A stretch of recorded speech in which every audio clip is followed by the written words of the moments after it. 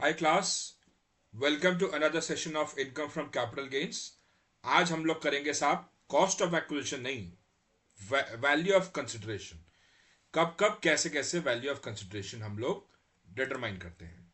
आइए साहब शुरू करते हैं। तो deemed full value of consideration for capital gains under section 50C, 50CA और 50D के तहत deemed full value of consideration क्या होता है? जब हम लोग किसी चीज की वैल्यू ऑफ कंसिडरेशन निकालेंगे, सेल वैल्यू निकाल रहे हैं, तो उस केस में हम लोग को ये सेक्शंस ध्यान में रखने चाहिए। ये रहे आपके सामने। तो एसेट टाइप आपको दे दिया गया है, सर्कमस्टांसेस दे दिया गया है, deemed full value of consideration for computing capital gains क्या होगा ये आपको बता दिया गया है। आइए साहब शुरुआत करते हैं। पहले land and building, land and building और लैंड और बिल्डिंग और लैंड एंड बिल्डिंग। तो सेक्शन 50C के तहत ये आता है। वो ये कहता है कि if the stamp duty value is greater then 110% of the consideration received or accruing on the date of transfer, we consider what? Stamp duty value. मेरी जो वैल्यू ऑफ कंसिडरेशन थी वो थी 10 करोड़ की। स्टैंप ड्यूटी बोलती है साहब आपकी जो वैल्यूएशन है वो है 12 करोड़ की। Now is 12 crore greater than 10 crore? कैसे? तो कंसिडरेशन का 110%, 110% कितना हो गया? Is equal to 11 CR। 11 CR हुआ, कितना हुआ? 10 CR का 110% डिवाइडेड बाय 100, तो ये हो गया 11 CR। ठीक है। अब नहीं, 21 CR। 21 minus 10 is equal to 11 divided by 10 into 100 is equal to 110%। ऐसे अगर ये हमारा हुआ 21 CR, अगर हमने बोला कि हमने 10 CR का कंसिडरेशन लिया है बट आपकी जो वैल्यू है वो यहाँ पे 21 CR आती है, तो हम बोलेंगे हम 21 CR लेंगे as the full value of consideration, भले ही हमारे को 10 करोड़ ही क्यों ना मिला हो। ठीक है। गवर्नमेंट बोलती है साहब आप स्टैंप ड्यूटी वैल्यूएशन के हिसाब से, जगह की वैल्यूएशन के हिसाब से मुझे लगता है कि यहां की जो वैल्यू है वो ज्यादा बनती है। आप ले रहे हो कम। क्यों ले रहे हो कम भाई? इसमें कुछ ना कुछ तो झोल है, इसमें कुछ ना कुछ लोचा है। इसलिए हम तो भैया 21 करोड़ लेंगे, आप 10 करोड़ लेते रहो, हमारे को क्या फर्क पड़ता है।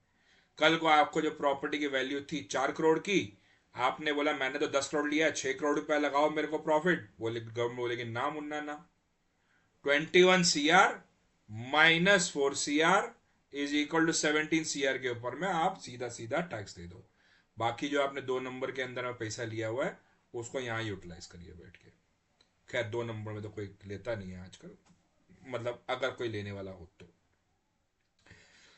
When the date of agreement, अब इसी के अंडर में आता है साहब, इसी के अंडर में ही, when the date of agreement is different from the date of transfer and the whole or part of the consideration is received by an account pay check, account pay draft, ECS or through any other such prescribed manner, UPI से भी मिल सकता है, IMPS से भी मिल सकता है, किसी भी तरह से प्रिस्क्राइब मैनर में, तो उसका हम लेंगे stamp duty value as on the date of agreement. जिस दिन अग्रीमेंट टू सेल हुआ उस दिन का हम लोग वो जो स्टैंप ड्यूटी वैल्यू है वो हम लोग ले लेंगे। When the date of agreement is different from the date of transfer but the whole or part of consideration has not been received, यहां पे था is received, मतलब partial consideration या full value consideration has been received on or before the date of agreement, और यहाँ पे on or before the date of agreement कुछ भी रिसीव नहीं हुआ by way of any account payee cheque, account payee draft, ECS, IMPS, UPI or any other electronic mode before the date of agreement. Stamp duty कब की डेट की मानी जाएगी? On the date of transfer. तो stamp duty valuation तो है, but कौन से डेट की स्टैम्प ड्यूटी वैल्यूएशन यहां पर लगेगी, ये आपको इन दो सब सेक्शंस के अंदर, सब क्लॉजेस के अंदर में आपको ये बताया गया है। If the stamp duty valuation on the date of agreement or the date of transfer, as the case may be, is less than or equal to 110% of the consideration received, मतलब कि यहां पे तो था कि ग्रेटर देन 110%, अगर less than होता है तो भैया हम वो 10 करोड़ रुपया मान के चलेंगे। अगर हम बोलते हैं 17 करोड़, 18 करोड़, 15 करोड़ का आता है तो हम ये बोल देते हैं हाँ भाई ठीक है, ओके, आपने लॉस में बेच दिया, ठीक है।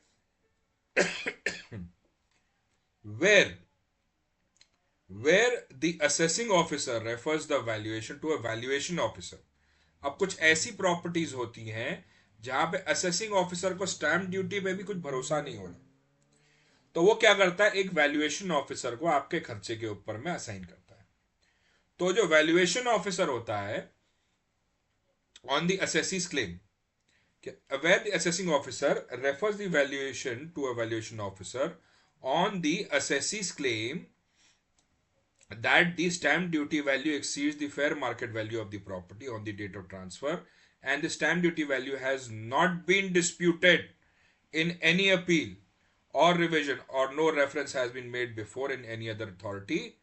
यहाँ पे अगर वैल्यूएशन ऑफिसर को आपने रेफर किया है, पहले कभी भी डिस्प्यूट नहीं हुआ जो फेयर मार्केट वैल्यू का, on the date of transfer भी डिस्प्यूट नहीं हुआ, और stamp duty exceeds the fair market value, SSC बोल रहा है कि भैया stamp duty exceeds the fair market value, तो भाई साहब वैल्यूएशन जो है, अगर वैल्यूएशन ऑफिसर का स्टैम्प ड्यूटी से ज्यादा वैल्यू आती है तो हम मान लेंगे स्टैम्प ड्यूटी है।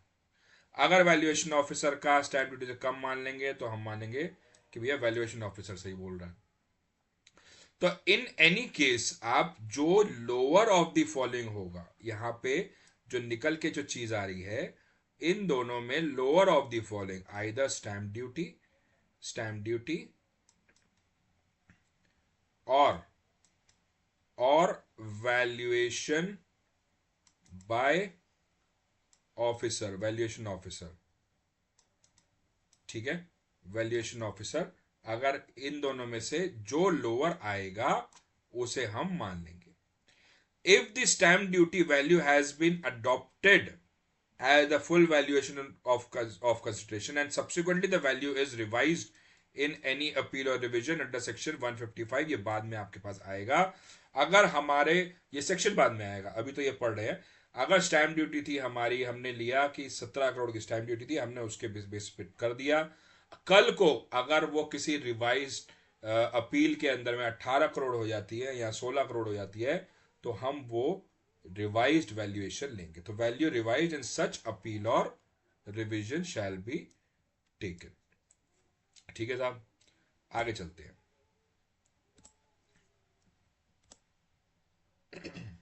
अनकोटेड शेयर्स सेक्शन 50CA, ये रहा। तो अनकोटेड शेयर्स क्या होते हैं साहब? सिर्फ वेरी सिंपल प्लेन भाषा में, जो रेकग्नाइज्ड स्टॉक एक्सचेंज में नहीं गया वो अनकोटेड शेयर्स।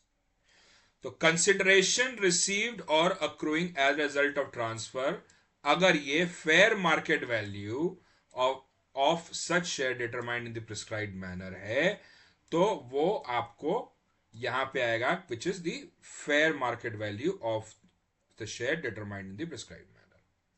मतलब कि जो कंसिडरेशन रिसीव है अगर वो फेयर मार्केट वैल्यू से कम है तो हम फेयर मार्केट वैल्यू को ही इसका फुल वैल्यू ऑफ कंसिडरेशन मान लेंगे। ठीक है, मैंने शेयर्स बेचे 100 रुपए के, उस दिन उसकी फेयर मार्केट वैल्यू थी से 110 रुपया, तो हम बोलेंगे fair market value on the date of this transfer is greater than 100 रुपया, इसलिए हम फेयर मार्केट वैल्यू को ही 110 रुपये को ही हम अपना फुल वैल्यू ऑफ कंसिडरेशन मानेंगे। एक्सेप्शन क्या है इसके अंदर में साहब? Provisions of this section would not, however, be applicable to any consideration received or accruing as a result of transfer by such class of persons and subject to such conditions as may be prescribed। भैया ये बारी बारी prescribe क्यों बोल रहे हो? अभी के लिए आप सिर्फ मैनर प्रिस्क्राइब, कंडीशंस प्रिस्क्राइब ध्यान में रखो। आगे जब एडवांस लेवल पे आएंगे तो क्या क्या वो मैनर्स प्रिस्क्राइब्ड है वो आपको पता लगेगा। अभी नहीं, मतलब हायर लेवल के ऊपर में। अभी तो हम लोग बड़ा बेसिक सा लेवल कर रहे हैं, ठीक है? तो जैसे आप सीए फाइनल्स वगैरह देते हो तो उस टाइप में ही आएगा। Provisions of this section would not however be applicable to any consideration received or accruing as a result of transfer by such class of persons and subject to such conditions as may be prescribed। इसके अलावा कोई भी इन दोनों land and building और ये unquoted shares के अलावा कोई भी कैपिटल एसेट्स है वो 50D के अंदर में आएगा, where the consideration received accruing as a result of transfer of capital asset by necessity is not ascertainable or cannot be determined। मतलब हम पता नहीं लगा पा रहे कि भैया उसका वैल्यू ऑफ कंसिडरेशन क्या है, तो सीधी सारी बात है जो उस दिन उसकी फेयर मार्केट वैल्यू होगी वो हम उसको हम लेकर के चलेंगे कि this is the full value of consideration. छोटे छोटे डेफिनेशंस आपके लिए। स्टैम्प ड्यूटी वैल्यू क्या है? For the purpose of section 50C, stamp duty value means the value adopted और असेस्ड और असेसेबल बाय एन अथॉरिटी और state government. Stamp valuation authority जो स्टेट गवर्नमेंट के अंदर में आती है for the purpose of stamp duty, जो आपसे रजिस्ट्री चार्जेस ली जाती है, स्टैम्प पेपर के लिए जाते हैं। असेसेबल, असेसेबल का मतलब क्या है? 50C के पर्पस के लिए the price which the stamp valuation authority would have, notwithstanding anything to the contrary contained in other law for the time being in force, adopted or assessed, if it were referred to such authority for the purpose of payment of stamp duty। मतलब भैया जो value उन्होंने stamp duty valuation officer ने accessible value निकाली उस property की, उसी की बात कर रहा है, बहुत सिंपल टर्म्स में। Quoted shares, the shares quoted on any recognized stock exchange with regularity of time to time, when where the quotation of such shares is based on the current transaction made in the ordinary course of business। Share trading आपके share में होती रहती है तो उसे कहते हैं coated shares, ठीक है? अनकोटेड शेयर्स का इसका उल्टा लगा लो, बड़ा सिंपल है, ठीक है जी? तो आज की क्लास यहीं तक थी साहब। अगली क्लास में हम दोबारा मिलेंगे। I hope you are liking my videos. Please do share, like and subscribe for your notes and your queries. ये रही मेरे पास, ये आपका है correspondence addresses, phone numbers. Thank you so much for joining in and bye.